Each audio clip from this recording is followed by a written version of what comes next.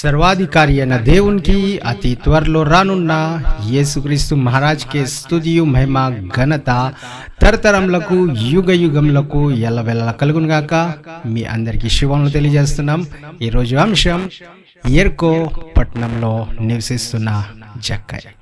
ఎరికో పట్టణంలో ఈ నివసిస్తున్న జక్కయ్య గురించి కొన్ని విషయాలు మనం తెలుసుకుందామండి. ఆయన ఎవరినో చూడాలని కోరిక ఆయనలో ఉంది. ఆయన చాలా ధనవంతుడు. ఆయన విషయం మనం చదివినట్లయితే ఆయన ధనవంతుడు అని బైబిల్ సెలవిస్తుంది. అలాంటప్పుడు ఆ ధనవంతులు ఏం చేస్తారండి?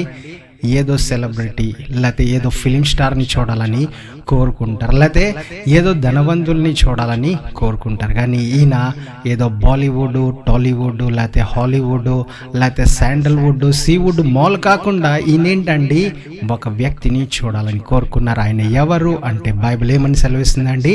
ఆయన ప్రభు అయిన యేసుక్రీస్తుని చూడాలని కోరుకున్నారంట. ఆయన చూసే ఆ ప్రభు కొరకే ఆయన చూడండి ఆ సమయం రానే వచ్చింది. చూడాలని కోరుకున్న ఆ సమయము రానే వచ్చిందంట. ఆయన ఆ యేసుక్రీస్తు గురించి ఆయన ఎదురు చూస్తున్నాడు. ఇంకా ఆ రోజు ఆయన ఏం నిర్ణయించుకున్నాడంటే, ఎంత జనాలు ఉన్నా నాకు ప్రాబ్లం లేదు, ఈ భూమి తల క్రిందలు అయిపోయినా నేను మాత్రం యేసుక్రీస్తుని ఈరోజు తప్పనిసరిగా చూస్తాను అని ఒక నిర్ణయాన్ని ఆయన తీసుకున్నాడు. జనాలు గుంపులుగా వస్తున్నారు, అయినా పర్లేదు, నేను మాత్రం యేసుక్రీస్తుని ఈరోజు చూస్తానని ఒక మంచి తీర్మానం ఆయన తీసుకున్నారండి. అక్కడ చీకటి పడిపోయి ఉన్నా, అక్కడ ఆయన అనేకమైన పనులు ఉన్నా ఆయన ఒక తీర్మానం తీసుకున్నారు. ఏంటండి? యేసుక్రీస్తుని నేను ఈ దినాన చూస్తానని. మనము కూడా ఏంటండి, మన అవసరాల గురించి మనము యేసుక్రీస్తుని చూస్తాం. కొన్నిసార్లు మనం ఏది టైం లేదు అనుకున్న సమయంలోనే చూడాలని చాలామంది ప్రయత్నిస్తారు. కానీ ఇక్కడ ఈ ఎరికో పట్టణంలో నివసిస్తున్న ఈ జక్కయ్య ఏం చేస్తున్నాడండి? యేసుక్రీస్తుని చూడాలని కోరుకుంటున్నాడు. ఎప్పుడంటే ఆయన బిజీ షెడ్యూల్ అయిన యేసుక్రీస్తు గురించి ఎదురు చూస్తున్నాడు. ఒకసారి మనము లూకా సువార్త 19వ అధ్యాయం 3వ వచనంలో చూద్దాం. ఏ విధంగా ఆయన చెప్తున్నారు ఇక్కడ? యేసు ఎవరో అని చూడగోరెను గాని పొట్టివాడైనందున జనులు గుంపు కూడి యుండుట వలన చూడలేకపోయినా. ఏంటండి? ఆయన పొట్టివాడంట. ఆయన భూమిలో దిగిపోయినా పర్లేదు కానీ నేను యేసుక్రీస్తుని చూస్తానన్నాడు. ఒక ఊరిలో ఒక ముసలమ్మ చర్చి అవ్వగానే ఆమె బయటకు పరిగెట్టుకుంటూ వచ్చేసింది. చర్చి ఎంత తొందరలో అయిపోయిందో అయిపోయిన సమయంలో స్పీడ్గా పరిగెట్టుకుంటా బయటకు వచ్చేసింది. అప్పుడు ఆమె బయటికి రాగానే ఒక అడుక్కునే వ్యక్తి ఆ ముసలమ్మను చూశాడంట. ఆ ముసలమ్మ కొంచెం మంచి బట్టలు వేసుకున్నారు, మంచిగా కనిపిస్తున్నారు, ఏదో ఆశిస్తున్నారు, ఇంకా ఏదో దొరుకుతుందని ఆమెను అడుగుతూ ఉన్నాడు. ఇంకా ఆ ముసలమ్మ దగ్గరికంట రాగానే ఆయన ఏమన్నాడంటే, వెళ్ళిపోద్దేమో అని ఆయన ఏమన్నాడంటే, అమ్మ నేను 2 దినాల నుంచి ఏమీ తినలేదు, భగవంతుడి నామంలో ఏదో కొన్ని డబ్బులు ఇస్తే నేను భోజనం చేస్తా ఈ రోజన్నా అని చెప్పగానే ఆ తల్లి ఏం చేసిందంటే 500 నోటు ఇలాగ తీయగానే ఆయన గమ్మిని లాక్కోవాలని ప్రయత్నించాడు. అప్పుడు ఆ ముసలమ్మ ఏమన్నారంటే, నీ దగ్గర 200 చేంజ్ ఉందా అని అడిగారు. అంటే ఈమె 500 ఇస్తే ఆమె 200 తీసుకుని 300 అడుక్కునేవాడికి అవుతుందేమో అని ఆయన ఏమన్నాడంటే, ఒకవేళ నేను లేదు అని చెప్తే 500 వెళ్ళిపోతాయేమో అని, ఉన్నాయి అని తొందరగా 200లో తీసిన వెంటనే ఆమె ఏమందంటే, నీ దగ్గర 200 ఉన్నాయిగా, ఆ 200తో భోజనం చేయి అని చెప్పింది. అంటే ఈ రోజుల్లో చూడండి, చాలామంది ఉన్న డబ్బుల్ని లేనట్టుగా చూసి ఇంకా కావాలని చూడండి ఆ అడుక్కునే వ్యక్తి లాగా. అంటే యేసుక్రీస్తు లోనున్నాడు, ఆయన లోపలికి వెళ్ళుంటే, సంఘంలోకి వెళ్ళుంటే దేవుడు చూడండి ఆయన ఇంకా ఆశీర్వదించేవాడు. కానీ సంఘం బయటే అనేకులు ఎదురు చూస్తున్నారు. ఈ ఎరికో పట్టణంలో ఉన్న ఈ ధనవంతుడైన జక్కయ్య మాత్రం చూడండి యేసుక్రీస్తు ఎక్కడున్నారో అక్కడికే వెళ్ళాలని ప్రయత్నించారు. ఈరోజు చాలామంది తల్లిదండ్రులు చర్చ్కి వెళ్తే పిల్లలు తల్లిదండ్రులను అడుగుతూ ఉంటారు, అన్న అక్క లేకపోతే చెల్లెళ్ళు ఎవరైతే చర్చ్కి వెళ్తారో వారిని అడిగితే బయట నుంచి వారి సహోదరులు సహోదరులు అడుగుతూ ఉన్నారు, కానీ లోపలికి వెళ్ళలేకపోతున్నారు. అంటే వారి దగ్గర ఉన్నాయి, తినడానికి 200 ఉన్నాయి కానీ తినలేకపోతున్నారు. వారి మైండ్లో ఒకటి ఫిక్స్ అయిపోయింది ఏంటంటే నేను ఇంకా తినలేను, ఈరోజు తింటే రేపటికి నాకు సరిపోదేమో అని. చాలామంది చూడండి, ఆ అడుక్కునే వ్యక్తి ఏ విధంగా డబ్బులున్న 2 రోజుల నుంచి తినలేకపోయాడో, ఎప్పుడైతే 500 నోటు చూశాడో ఆయన గుర్తొచ్చింది నా దగ్గర డబ్బులున్నాయి. అదేవిధంగా చాలామంది జీవితాల్లో జరుగుతూ ఉన్నాయండి. ఒకసారి మనం 4వ వచనం కూడా చదువుదాం. అదే అధ్యాయంలో లూకా సువార్త 19వ అధ్యాయం 4వ వచనం. అప్పుడు యేసు ఆ త్రోవను రానయ్యుండెను గనుక అతడు ఏం చేశాడండి, ముందుగా పరిగెత్తాను. ఇప్పుడు సింహం వస్తుందంటే ఏం చేస్తారండి, వెనక్కి పరిగెడతారు. ఇప్పుడు ఈ శమించే సింహం, యూదా గోత్రపు సింహం, మనల్ని ఆకర్షించే సింహం, మనల్ని శమించే సింహం వచ్చేటప్పుడు మనం ఏం చేయాలండి, ముందు పరిగెత్తాలి. చాలామంది ఏంటంటే ఈ లోకంలో ఉన్న సింహాలని చూసి సెల్ఫీలు దిగుతారు, హాయ్ హలో అని చెప్పుకుంటారు. దాని తర్వాత ఏదో ప్రమాదం జరిగిన తర్వాత ఎవరో రాలేదండి మమ్మల్ని కాపాడటానికి, అందరూ చూస్తూనే ఉన్నారండి, అక్కడే ఉన్నారండి, వాళ్ళ చేతుల్లో ఫోన్లు ఉన్నాయి, వారు ఎవరినైనా ఫోన్ చేసి పిలవచ్చు, లేకపోతే ఏదో మాకు సాయం చేయొచ్చు అని అంటారు. కానీ ముందుగా పరిగెట్టే ఆలోచనలో చాలామంది లేకుండా పోతున్నారు. వారి మైండ్ ఏమైందండి, ఈ లోక సంబంధమైన వాటిలో, లేకపోతే ఈ సెల్ఫీలు దిగాలని, ఫోన్లోనే మునిగిపోవాలని చాలామంది ఉంటున్నారు. అటువంటి పరిస్థితుల్లో మనం ఎలాగ ఉండాలండి, మన కాన్సన్ట్రేషన్ అంతా మనము ఎవరి గురించి ఎదురు చూడాలంటే యేసుక్రీస్తు గురించి ఎదురు చూడాలి. మన ఆశ ఆయన మీద ఉండాలి, మన ఆలోచన ఆయన మీద ఉండాలి. ఎలాంటి ఆలోచన ఉండాలండి, ఎలాంటి మైండ్ సెట్ ఉండాలంటే యేసుక్రీస్తు త్వరలో రానై ఉన్నారు. ఎక్కడన్నా మనం చూడం యేసుక్రీస్తు ఆలస్యంగా వస్తారు అని మాటను మనం ఎక్కడ కనిపించదండి. మన తల్లిదండ్రులు ఆలస్యంగా రావచ్చు, లేకపోతే ఈ లోకంలో ఉన్న పోలీసులు లేటుగా రావచ్చు, లేకపోతే వచ్చే కరెంటు, వాటరు, లేకపోతే ఆ బండ్లు, వచ్చే ట్రైన్లు, బస్సులు లేట్ అవ్వచ్చు. కానీ మన యేసుక్రీస్తు అండి ఎప్పుడు ఆలస్యం చేయడని బైబిల్ మనకి సెలవిస్తుంది. ఆయన శీఘ్రంగా వచ్చే దేవుడై ఉన్నారు. ఒక భార్యాభర్తల్లో కొన్ని మాటలు మాట్లాడుకునే సమయంలో భార్య అన్నది ఏంటండి, ఏమంటుందంటే భార్య అంటుంది భర్తని, మీరు చాలా అమాయకులండి, ఎవరైనా మిమ్మల్ని మోసం చేయొచ్చు అని చెప్తుంది. ఎందుకంటే ఆయన ఏమి అడిగినా, భార్య ఏమి అడిగినా ఆయన కొన్ని చేస్తున్నాడు కాబట్టి ఆమె ఆ మాట అన్నప్పుడు భర్త అంటున్నాడు, మోసం చేస్తంలో మీ నాన్నే మొదటి నాకు మోసం చేశాడు. అంటే మనము యాకోబు గురించి, లాబాను గురించి చదివితే ఏ విధంగా జరుగుతుందో అలాగ లోకంలో జరుగుతున్నాయి. కాబట్టి మనము ఎవరిని చూసి మన జీవితాన్ని మనం వెళ్తున్నామో వాటిని ఆలోచించాలి.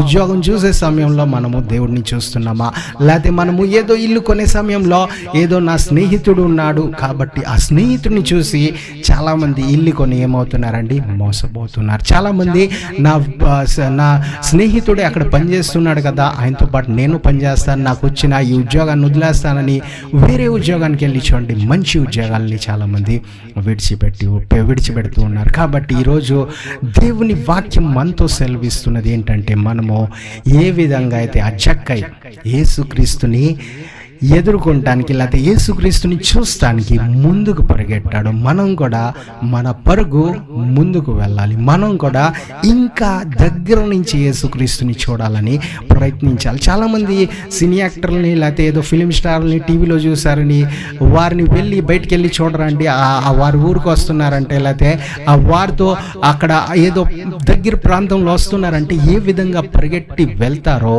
మరి మన నిజమైన హీరో ఈ లోకంలో చూడండి అంత డూప్లికేట్ హీరోలు మనకు కనిపిస్తారేమో, కానీ మన దేవుడు అటువంటి యాక్టింగ్ చేసే దేవుడు కాదండి, అటువంటి హీరో కాదు. కానీ మన కొరకే ఆయన ప్రాణాన్ని అర్పించిన ఆయన నిజమైన రక్షకుడు, ఆయన నిజమైన హీరో. ఆయన్ని చూసే చూడండి ఈ లోకంలో ఉన్నవారు నేర్చుకున్నారు, ఈ లోకంలో ఉన్నవారు ఆయన్ని చూసే నడవగలుగుతున్నారని చూడండి మనము తెలుసుకోవాల్సిన పరిస్థితి ఉన్నది. అలాగే మనము లూకా సువార్తలోనే 19వ అధ్యాయం 4వ వచనం పూర్తిగా చదువుదాం.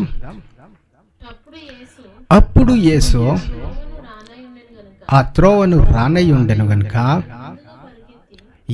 ఇక్కడ ఏంటండి, ఆ త్రోవను రానయ్యుండెనని తెలుసుకుని, చాలా మందికి మార్గాలు, త్రోవలు తెలియదండి. ఏది మన యేసుక్రీస్తు మార్గం ఏంటి, తెలియదు. ఒకసారి మనం మోషేని అడిగితే మోషే చెప్తాడు, ఆ సినాయి పర్వతం మీద వెళ్ళినట్లయితే యేసుక్రీస్తు కనిపిస్తాడు. అబ్రహాంని అడిగినట్లయితే అబ్రహాం చెప్తాడు, కనాన్ దేశానికి వెళ్తే యేసుక్రీస్తు కనిపిస్తారు. ఇప్పుడు యోసేపుని అడిగితే యేసుక్రీస్తు ఎక్కడ దొరుకుతారంటే, పరిశుద్ధ జీవితం జీవించయ్యా బిడ్డ, నువ్వు పరిశుద్ధంగా ఉండు తమ్ముడు, పరిశుద్ధంగా ఉండు చెల్లి అని చెప్తారు. ఎందుకంటే యేసుక్రీస్తు మార్గము అదే అయి ఉన్నది. ఏంటండి అది? పరిశుద్ధతలో మనం నడుస్తాం. పరిశుద్ధంగా ఉండటం ఆయన మార్గమై ఉన్నది. ఇప్పుడు ఈ జక్క ఏం చేశాడండి? పరిశుద్ధ త్రోవలో వెళ్ళాలని, ఎక్కడైతే యేసుక్రీస్తు వస్తున్నారో ఆ త్రోవలో ఆయన వెళ్ళాలని సిద్ధపడ్డాడు. ఆయన ఆ మార్గంలో నిలిచి ఉండటానికి, లేకపోతే ఆ చెట్టు మీద ఎక్కుతానికి ఆయన ఏం చేశాడండి? పరిగెట్టుకుంటూ వెళ్ళాడు. ఈ రోజుల్లో చాలా మంది ఏ త్రోవ, ఏ మార్గం ఏంటి తెలియదు అంటారు, కానీ యేసుక్రీస్తు గురించి ఈ వాక్యం మనకు తెలియజేస్తుందండి. ఏంటండి? ఆయన చెప్పే సరైన మార్గంలో మనం నడవాలి. ఆయన ఇచ్చిన ఆజ్ఞలు మనం పాటించాలి. ఆ ఆజ్ఞలు చదవాలంటే చాలా మందికి డిఫికల్ట్ అయిపోతాయి. కానీ లోకంలో ప్రేమించకుండా ఏం చేయాలండి? లోకంలో ఉన్న వారిని ప్రేమించాలి. ముందు దేవుణ్ణి ప్రేమించి మన ఇరుగు పొరుగు వారిని మనల్ని మనం ఎంత ప్రేమిస్తున్నామో అంతగా వారిని ప్రేమించాలి. అంటే మనం ఒక రొట్టె తింటే వారికి కూడా ఒక రొట్టె లేని సమయంలో, లేకపోతే సగం రొట్టెైనా ఇచ్చే విధంగా మనం ఉండాలి. వారిని మనం క్షమించే విధంగా మనం ఉండాలి. మన చెయ్యే ఒకవేళ అనుకోండి, మన చేతుల ద్వారానే ఏదో తప్పు జరిగిపోయింది, లేకపోతే ఏదో వెళ్ళే సమయంలో ఎవరినో గెంటేసి వెళ్ళిపోయాం, ఏదో ఎరగొట్టేసి వెళ్ళిపోయాం, అప్పుడు మన చేతిని మనము శిక్షిస్తామండి? మన చేతుల్ని మనము శిక్షించాం. కానీ అక్కడ జరిగిన ఆ డ్యామేజ్, లేకపోతే అక్కడ ఏదైతే వారికి లాస్ అయిందో ఆ డబ్బుల్ని మనం చెల్లించేస్తాం. ఎందుకంటే ఇది మన చెయ్య కాబట్టి. అలాగే మనం కూడా మన స్నేహితులు, మన అన్నదమ్ములు, మన ఇరుగు పొరుగు వారు ఎవరైతే తప్పులు చేస్తున్నారో వారికి ఏదైతే లాస్ అయిందో అది కట్టేవారుగా మనం ఉండాలి. వారిని క్షమించే విధంగా ఉండాలి. వారిని నిజమైన త్రోవలో నడిపించే విధంగా ఉండాలి. ఒకవేళ ఆయన తప్పు చేశాడని పదే అది చెప్పే మనం జీవితాంతం అదే చెప్తే చూడండి, ఆయన త్రోవ ఏమవుద్దంటే అదే త్రోవలో, అదే మార్గంలో, అదే డైరెక్షన్లో ఆయన వెళ్తాడు. కానీ యేసుక్రీస్తు చూపించిన ఆ మార్గం ఏంటండి? క్షమించి ఈయన కూడా ఈ మార్గం ఏదైతే సరైనది కాదో అక్కడి నుంచి సరైన మార్గంలో నడిపించే ప్రయత్నం మనం చేయాలి. అటువంటి ప్రార్థన మనం చేయాలండి. అటువంటి ప్రయత్నం కూడా మనం చేయాలి. ఇంకా ముందు కూడా మనం చదువుదాం అదే వచనంలో, ఆయనను చూచుటకు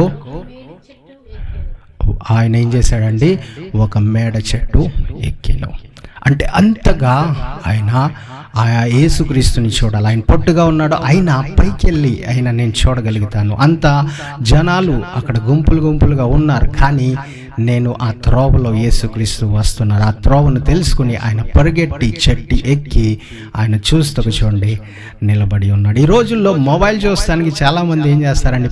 పిల్లలైనా కాలేజ్ వారైనా ఇంట్లో డిస్టర్బ్ అవుతున్నారని తల్లిదండ్రులు చూడనివ్వట్లేదని మేడెక్కేస్తారు, లేకపోతే చెట్లు ఎక్కేస్తారు, లేకపోతే ఏదో కోణంలో వెళ్ళి కూర్చుని ఉంటారు, లేకపోతే ఏదో ఇంటి వెనకాల వెళ్ళి కూర్చుని ఉంటారండి. ఆ ఫోన్లు చూస్తూనే వారి సమయాన్ని చూడండి గడిపేస్తూ ఉంటారు. ఆ తల్లిదండ్రులు ఏం చెప్తున్నారో, టీచర్లు ఏం చెప్తున్నారో, ఏ పని ఉందో, ఏ టైం అయిందో, రాత్రి అర్ధరాత్రి 2 అయినా 3 అయినా చూస్తూనే ఉంటారు. ఒక తండ్రి ఒక కుమారుని అన్నాడంట, నీవు రాత్రంతా చూస్తున్నావు, చాలా మంచి పని చేస్తున్నావని 2000 ఆయనకి ఇచ్చేసాడంట. ఆ కుమారుడికి తండ్రి వచ్చి 2000 ఇస్తే ఆ కుమారుడు అంటున్నాడు, ఎందుకు నాకు 2000, నువ్వు ఇచ్చిన ఈ ఫోన్ చాలు అన్నాడు. అప్పుడు తండ్రి అన్నాడు, నువ్వు ఎప్పటి నుంచి నీకు ఈ ఫోన్ ఇచ్చానో 2 నెలల నుంచి వాచ్మెన్ వచ్చే పనే లేదు, ఆయన నేను తీసేసా. మన ఇంటికి ఇంకా ఏ ఒక వాచ్మెన్ అవసరం లేదు. ఎందుకంటే రాత్రులు నువ్వు మెలకుగానే ఉండి మొబైల్ చూస్తున్నావు, అలాగే అక్కడ వచ్చే దొంగలు నిన్ను చూసి బయటికి వెళ్ళిపోతున్నారంటే జనాలు చూడండి, పిల్లలు చూడండి దేనికి ఆకర్షితులయ్యారంటే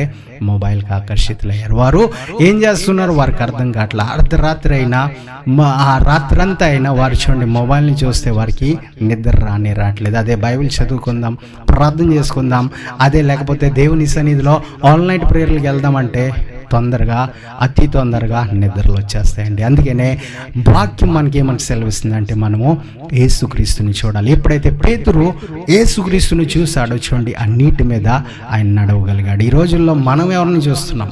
యేసుక్రీస్తుని చూస్తే తప్పనిసరిగా ఆ సమస్యలు, సముద్రం లాంటి సమస్యలు, మనల్ని ముంచివేయాలని ప్రయత్నించే ఆ సమస్యలను కూడా మనము చూడండి, ఆ సమస్యల మీద నడిచి మనము ముందుకు వెళ్ళగలుగుతాం. ఒకవేళ ఈ ఎర్ర సముద్రమైన 2 పాయలుగా అయిపోతుంది, వాటి మధ్యలో మార్గాన్ని దేవుడు మీకు నాకు సిద్ధపరుస్తారండి. ప్రియ దేవుని జనాంగమా, ఈరోజు ఈ వాక్యంలో మనము యేసుక్రీస్తుని చూడాలని మనం కోరుకోవాలి. మనం ఎలాగ చూడాలంటే ఆయన మార్గాల్ని మనం చూడాలి. ఒకవేళ యోసేపు వలె మనం పరిశుద్ధమైన మార్గాన్ని ఎంచుకుంటే యేసుక్రీస్తు మనకు కనిపిస్తారండి. ఈ జక్కయ్య వలె చెట్టు మీద మనం ఎక్కి, అంటే మన పనులన్నీ పక్కన పెట్టి జనాలు ఉన్నారని తెలుసుకున్న మనము సంఘంలో ఫస్ట్, ప్రార్థనలో ఫస్ట్, యేసుక్రీస్తు వాక్యం ఎక్కడ వినిపిస్తుందో అక్కడ మనం ఫస్ట్ ఉంటే, ఎక్కడైతే సువార్త ప్రకటించబడాలని ప్రయత్నం చేస్తున్నారో అక్కడ మనం ఫస్ట్ ఉన్నట్లయితే ఏం జరుగుతుందంటే యేసుక్రీస్తు కృపను మనం చూడగలుగుతాం, యేసుక్రీస్తు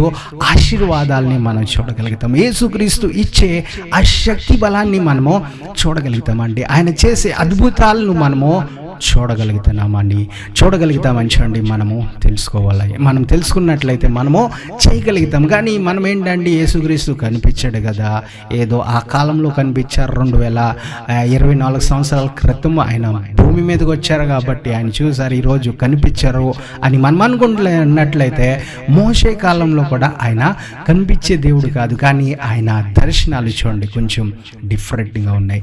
ఆయన అక్కడ చూడండి ఆ సీనాయి పర్వతం మీదకి వెళ్ళినప్పుడు ఆయన దూత ఎప్పుడైతే మండుచున్న పొదలో ఎప్పుడైతే మోషే చూశాడో చూడండి, ఆయన అర్థం చేసుకున్నాడు, యెహోవా దేవుడు నాతో మాట్లాడడానికి వచ్చారు. అబ్రహాము ఏదో స్వరం విన్నాడు, ఆయన నిజంగా చూడలా, ఆయన అర్థం చేసుకున్నాడు దేవుడు నిజంగా ఉన్నాడు. ఈ విగ్రహారాధన విగ్రహాలని వాడు చూశాడు, ఎన్నో సంవత్సరాలు విగ్రహారాధన చేశాడు, 75 సంవత్సరాల వరకు విగ్రహాలు చుట్టూరే తిరిగాడు. కానీ ఎప్పుడు వినని స్వరము అబ్రహాము విన్న తర్వాత ఒక తీర్మానం ఆయన తీసుకున్నాడు. ఏంటండి, ఒక రోజు నేను చూడాలి, ఆ దేవుని కుమారుడు ఒక రోజును నేను చూడాలి, ఇంకా చూశాను అని బైబిల్ సెలవిస్తుంది. అంటే యేసుక్రీస్తు రోజును ఆయన చూడాలని, యేసుక్రీస్తు వచ్చే ఆ దినాన్ని చూడాలని ఆయన కోరుకున్నాడు, ఇంకా చూడగలిగాడు. మనం ఏం చూస్తున్నామండి, ఎప్పుడైతే ఉద్యోగం వస్తుందో అది చూద్దాం, ఎప్పుడైతే ఆ అపాయింట్మెంట్ లెటర్ వస్తుందో అది చూద్దాం, లేకపోతే ఏ ఆఫీసర్ వస్తాడో, ఈరోజు మాకు టీచర్ ఎవరు ఉంటారో, కొత్త టీచర్ అంట ఎవరు వస్తారు అని చూస్తూ ఉంటారు చాలామంది. కొందరు ఏంటంటే ఈ సంవత్సరం కొత్త ప్రిన్సిపల్ అంట ఎవరు వస్తారో అని చూసుకుంటారు. కొందరు ఈ సంవత్సరం ఏ సీఎం వస్తాడో, ఏ పిఎం వస్తాడో, ఏ ఎంపీ వస్తాడో, ఏ ఎమ్మెల్యే వస్తాడో, చూడండి వారు వస్తారు వెళ్ళిపోతారు. కానీ శాశ్వతంగా మనతో నివసించే ఒక దేవుడు, ఒక నాయకుడు, మనతో నడిసే ఒక రక్షకుడు ఉన్నారండి, ఆయన యేసుక్రీస్తు. ఆయనని మనము చూసినట్లయితే, చూడాలని కోరుకున్నట్లయితే ఆయన మనతో ఉండటానికి ఇష్టపడుతూ ఉన్నారండి. అలాగే మనము లూకాసు సువార్త 19వ అధ్యాయం 5వ వచనం కూడా చదువుదామండి. యేసు ఆ చోటుకి వచ్చినప్పుడు కన్నులెత్తి చూసి, జక్కయ్య త్వరగా దిగుము, నేడు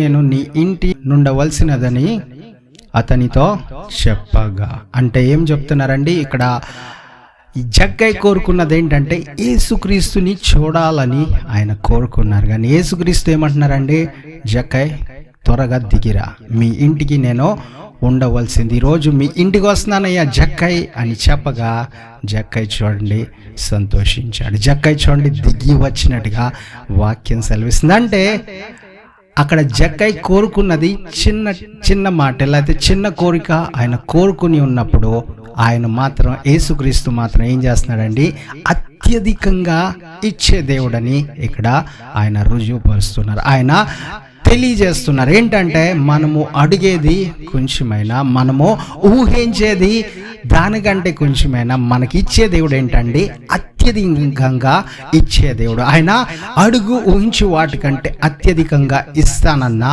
దేవుడు ఆయన. ఇంకా ఆయనది రుజువు చేసినట్టుగా ఇక్కడ కనిపిస్తుందండి. చాలామంది ఈ రోజుల్లో ఏంటంటే ఒక సిగ్నేచర్ ఆటోగ్రాఫ్ ఉంటే చాలు అని చాలా కాలం క్రితం ఏం చేసేవారండి, ఒక ఫోటో ఏదో ఒక బుక్ ఏదో చేతిలో ఒక పేపర్లు తీసుకెళ్ళేవారు, లేకపోతే బ్యాటిల్ మీద, లేకపోతే ఏదో ఒక కొన్నిసార్లు చేతుల మీద ఆటోగ్రాఫ్ ఏం చేసేవారండి, తీసుకునేవారు. ఈ కాలంలో ఏం చేస్తున్నారంటే సెల్ఫీ దిగాలని చాలామంది పరిగెడుతూ ఉంటారు. ఒక ఫోటో సార్, ఒక ఫోటో మేడం అని చాలామంది అంటే దైవజనులైనా లేకపోతే ఏదో సెలబ్రిటీస్ వెనకాలైనా చాలామంది పరిగెడతారు ఏంటంటే ఫోటో తీసుకోవాలని. ఇక్కడ ఈయన అదే విధంగా జక్కయ్య కూడా ఒకసారి చూడాలి అని ఆయన అనుకున్నారు. కానీ యేసుక్రీస్తు ఏమన్నారండి, జక్కయ్య దిగిరా, మీ ఇంటికి ఈరోజు నేను వస్తున్నా, నువ్వు సెల్ఫీ కాదు మంచిగా ఒక వీడియో తీసుకో, నాతో పాటు కూర్చుని మాట్లాడు, చాలా విషయాలు నేను చెప్పాలని చూడండి జక్కయ్యతో దేవుడు మాట్లాడినట్టుగా ఇక్కడ మనకు కనిపిస్తుంది. అదేవిధంగా ముందు ఇంకా చదివినట్లయితే 6వ వచనం కూడా మనం చదివితే,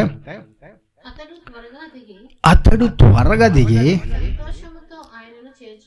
సంతోషంతో ఆయనను చేర్చుకునేను. చాలామంది ఏంటండి, దేవుడు కావాలి, దేవుడు కావాలి, దేవుడు ఆశీర్వాదాలు వస్తే అది వారు తట్టుకోలేకపోతారు, లేకపోతే ఆ ఆశీర్వాదాలతో వారు చూడండి యేసుక్రీస్తుతో నడవలేకపోతారు, యేసుక్రీస్తుని ఇంట్లో ఉండనివ్వలేకపోతారు, లేకపోతే యేసుతో పాటు నివసించలేకపోతారు. మనం సౌలు నుంచి వస్తే యేసుక్రీస్తు దీవెనలో ఆయన పొందుకున్నాడు, కానీ ఆయన ఆత్మను ఏం చేశాడండి, కోల్పోయాడు. ఆయన చేసిన పనులు, ఆయన ఏంటంటే ఎంత స్పీడ్గా ఉండేవాడంటే ఆయన యాజకుని గురించి ఎదురు చూడలేని పరిస్థితిలో ఆయన అంత తొందరలో ఉండేవాడు. కానీ ఈయన యేసుక్రీస్తుని చూడాలని, యేసుక్రీస్తు మాటలు వినాలని ఆయన కోరుకున్నాడు. ఎప్పుడైతే యేసుక్రీస్తు మీ ఇంటికి వస్తాను అని జక్కయ్యతో చెప్పగానే జక్కయ్య ఏంటండి, సంతోషించాడు, ఆనందించాడంట. ఈ రోజుల్లో చాలామంది బయట నుంచి ఈ అని నవ్వుతారు, చూపిస్తారు, కానీ పళ్ళు లోపల ఏమేమి అనుకుంటారు, ఎందుకు వస్తున్నారు, నేను కేవలం చూడాలని కోరుకున్నాగా, దేవుడు రావాలా, ఆ వ్యక్తి రావాలని చూడండి లోపల నుంచి బాధపడతారు. కానీ ఇక్కడ ఈ జక్కయ్యని మనం చూస్తే ఎరుకోపట్నంలో నివసిస్తున్న జక్కయ్య మాత్రం ఏం చేశాడండి, రామని ఆహ్వానించాడు, తీసుకెళ్ళినట్టుగా వాక్యం సెలవిస్తుంది. ఆ విధంగా మనం ఉన్నామా, లేకపోతే మనం ఏదో జస్ట్ చూపించాలని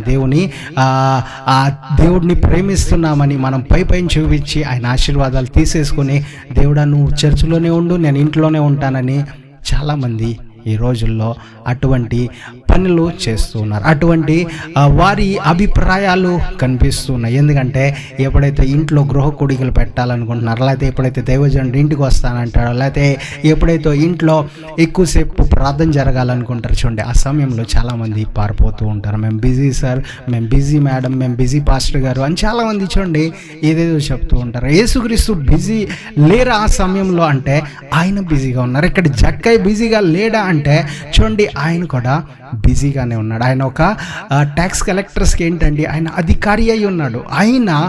ఆయన యేసుక్రీస్తు వస్తానంటే ఆయన చూడండి అంగీకరించుకున్నాడు. ఆయన యేసుక్రీస్తుని తీసుకువెళ్ళినట్టుగా చూస్తున్నాం. మన ప్రేమ ఎలాగుంది యేసుక్రీస్తు గురించి మనం ఆలోచించాలి. ఈరోజు యేసుక్రీస్తు మన ఇంటికి వస్తున్నారంటే మనం ఏదో అపాయింట్మెంట్ తీసుకోలేదు కదా సార్, ఒకరోజు ముందు చెప్పాలి కదా సార్ అని చెప్పేవారు కూడా చాలామంది ఉన్నారు. ప్రార్థన ఈరోజు జరగాలి, ఈరోజు మీటింగ్ ఉంది, లేకపోతే ఈరోజు ఎమర్జెన్సీ ప్రేయర్ చేయాలి, ఉపవాస ప్రార్థన అవసరం అంటే చాలామంది చూడండి వెనక్కి వెళ్తున్నారు. చాలామంది అపాయింట్మెంట్ లేకపోతే ముందుగా తెలియజేయాలి కదా, ముందుగా చెప్పాలి కదా అని చాలామంది చెప్తున్నారు. ఇక్కడ ఇన్స్టెంట్ యేసుక్రీస్తు జక్కయ్యతో చెప్పారు, నేను వస్తున్నా, ఈ క్షణంలో వస్తున్నా అంటే ఆయన చెప్పలా, ఇంకా నేను చికెన్ తేలేదు, ఇంకా గ్యాస్ అయిపోయింది, ఇంట్లో ఎక్కడ రైస్ అయిపోయింది, లేకపోతే ఇది అయిపోయింది అని అన్నీ చూడండి ఎక్స్క్యూజెస్ ఆయన ఇవ్వలేదండి. ఆయన ఏం చేశారంటే తీసుకెళ్లారు. మనం కూడా అంత రెడీగా ఉండే విధంగా యేసుక్రీస్తు ఇదే క్షణంలో వస్తే, ఎందుకంటే ఏషియా గ్రంథంలో ఏం రాశారండి, మనం సిద్ధంగా ఉండాలి. సిద్ధంగా లేకుండా 5 కన్యకలు ఎవరైతే బుద్ధి లేని కన్యకలు ఏం చేశారండి, సిద్ధంగా లేరంట. వారేమయ్యారు, బయటే ఉండిపోయారు. ఈరోజు ఏదో ఒక రోజు రాకపోతే మళ్ళీ రెండో రోజుని పిలుస్తాము, లేకపోతే ఈ టైం రాకపోతే నెక్స్ట్ టైం మళ్ళీ పిలుస్తామని చూడండి. ఈ నెక్స్ట్ టైంలో ఉండవు. యేసుక్రీస్తు రెండో రాకడలో వచ్చిన తర్వాత ఆయన రహస్య రాకడలో మళ్ళీ next chance God, next time God అన్న ఈ మాటను మనకు రాకుండా మనము ఎప్పుడు ఎవర్ రెడీగా మనం ఉండాలి. మనం ఎవర్ రెడీ బ్యాటరీలు వాడుతూ ఉంటాం. ఎందుకంటే ఆ బ్యాటరీ ద్వారా మనం గుర్తు చేసుకోవాలి. చాలా విషయాలు దేవుడు చూడండి మన జీవితాల్లో నేర్పిస్తూ ఉంటారు. ఒక్కొక్కరు ఒకసారి జాబ్ కోల్పోయిన తర్వాత లేకపోతే ఇంటర్వ్యూ మిస్ అయిన తర్వాత వారి జీవితాల్లో చూడండి 15 సంవత్సరాల వరకు ఆ ఉద్యోగాలు రావు. కొందరికి ఏం జరుగుతుంది అంటే ఒక మ్యారేజ్ వెడ్డింగ్ మ్యాచ్ మిస్ అయిన తర్వాత అనేక సంవత్సరాల వరకు మళ్ళీ వారికి అవకాశం దొరకదు. ఎందుకు అంటే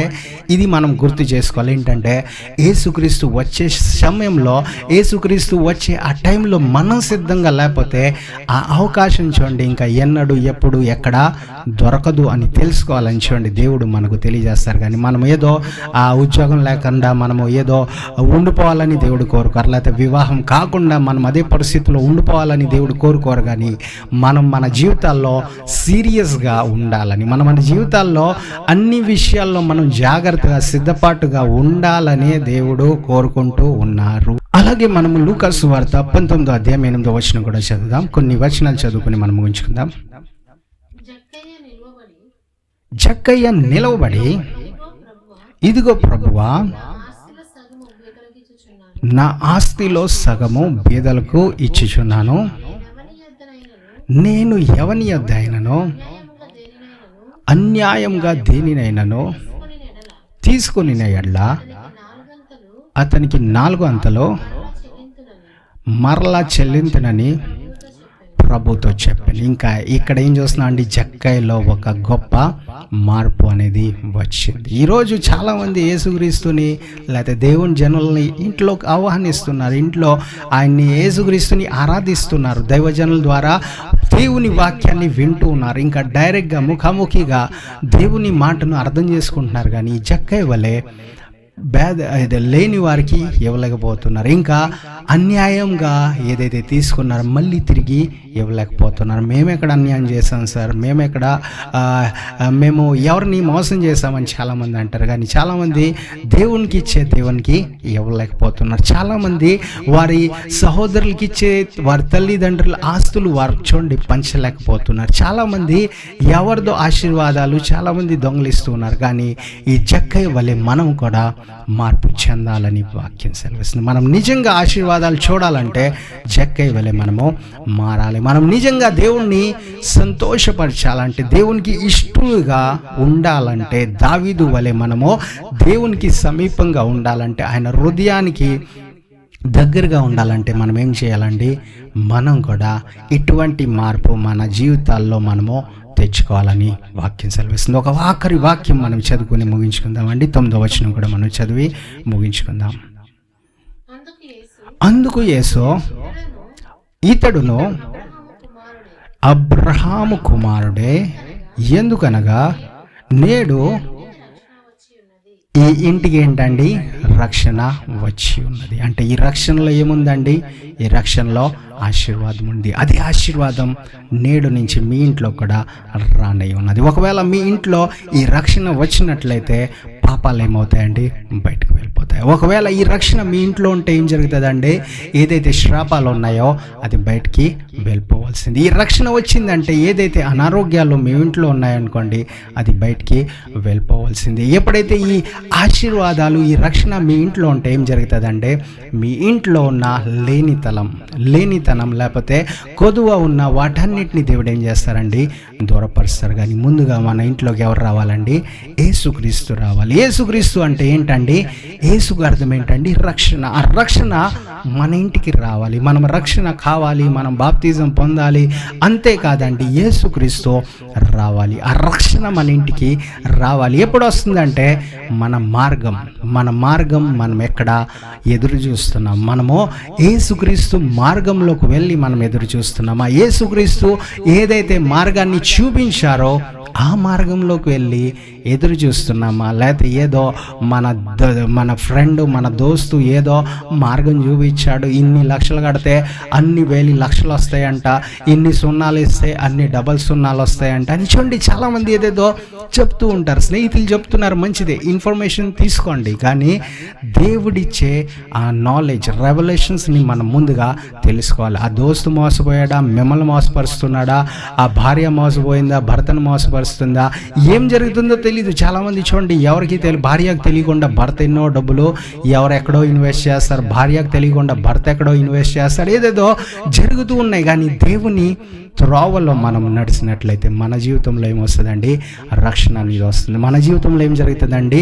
ఆశీర్వాదం అనేది వస్తుంది. రాత్రంతా ప్రయాసపడిన పేతురు ఎప్పుడైతే యేసుక్రీస్తు లోతుకి తీసుకెళ్ళి ఈ మార్గంలో తీసుకెళ్ళు అని చెప్పినప్పుడు వెళ్ళినప్పుడు ఏం జరిగిందండి?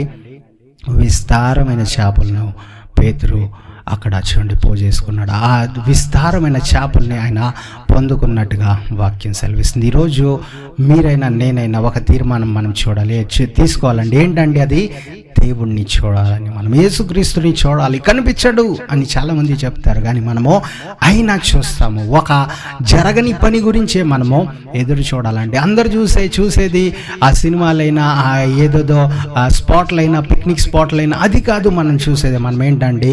యేసుక్రీస్తుని ఆ యెరికో పట్టణంలో ఉన్న జక్కయ్య ఏ విధంగా చూశాడు. ఆ భూమిలో దిగిపోయినా పర్లేదు, అక్కడ పడిపోయినా పర్లేదు, ఏం జరిగినా పర్లేదు, కానీ నేను మాత్రం యేసుక్రీస్తుని చూస్తాను అన్న తీర్మానం తీసుకున్నారు. అలాగే మనం కూడా తీసుకున్నట్లయితే చూడండి, ఆయన ఇంటికి ఏ విధంగా అయితే రక్షణ వచ్చిందో మన గృహంలో కూడా, మన ఇంట్లో కూడా, మన పనిలో కూడా, మన వ్యాపారంలో కూడా ఆయన రక్షణ రానే వస్తుంది. కాబట్టి మనము విశ్వాసంతో ఈ అడుగు వేసినట్లయితే యెరికో పట్టణంలో ధనవంతుడైన ఈ జక్కయ్య ఏ విధంగా ముందుకు వెళ్ళాడు, అదేవిధంగా మనం కూడా వెళ్ళినట్లయితే తప్పనిసరిగా ఆ దీవెనలు, ఆ ఆశీర్వాదాలు, ఆ మేలులు, ఆ స్వస్థతలు, ఆ వివాహాలు ఏదైతే ఆగిపోయి ఉన్నాయో అన్నీ చూడండి మన కొరకే తెరవబడుతుంది. ఒకసారి మనం కళ్ళు మూసుకున్నట్లయితే మనము ప్రార్థన చేసుకుని ముగించుకుందాం. ఒకవేళ మీరు నిజంగా ఈ వాక్యం నా గురించే చెప్పబడింది అని మీరు విశ్వసించినట్లయితే కళ్ళు మూసుకుంటే చిన్న ప్రార్థన చేసుకుని ముగించుకుందాం. పరలోకమందున్న మా తండ్రి, యేసుక్రీస్తు నామంలో మీ పాదాల చెంత వస్తున్నాం దేవా. ఎవరైతే మీ ప్రియ బిడ్డలు, మీ జనులు దేవా, ఎవరైతే ఈ వాక్యాన్ని విన్నారో వారందరి నిమిత్తం ప్రార్థిస్తున్నాం. వారి అవసరతలు మీకు తెలుసు రాజా. వారు ఏ మార్గంలో నడుస్తున్నారో మీకు తెలుసు దేవా. ఏదైతే కోరుకుంటున్నారో మీకు తెలుసు దేవా. కానీ ఈరోజు ఒక మాటను మేము కోరుకుంటున్నాం. మేము మిమ్మల్ని చూడాలి దేవా. మీ మార్గాన్ని మేము తెలుసుకోవాలి. మీ త్రోవను మేము తెలుసుకుని అక్కడ ఎదురు చూసేవారుగా మాకు సాయం తెచ్చండి. మీ సన్నిధిలో మేము అలసిపోకుండా, మీ సన్నిధిలో మేము బిజీగా ఉన్నట్టుగా చూపించకుండా మేము ప్రభు ఫ్రీగా ఏ విధంగా అయితే జక్క ఎదురు చూశాడో అదే విధంగా మీ కొరకే ప్రభు మేము సమయం ఇచ్చేవారుగా, సమయాన్ని మీ కొరకే కేటాయించేవారుగా మాకు సాయం తెచ్చేయమని కోరుతున్నాను. అలాగే ఎవరైతే అనారోగ్యంగా ఉన్నారో, అప్పుల బాధల్లో ఉన్నారో వారందరినీ మీరు ముట్టండేస్తే అప్పుల బాధల నుంచి వారికి విడుదల ప్రకటించండి. అనారోగ్యాల నుంచి వారికి స్వస్థత యేసుక్రీస్తు నామంలో మీరు పొందిన గాయాల ద్వారా వారికి స్వస్థత ప్రకటించమని కోరుతున్నాం దేవా.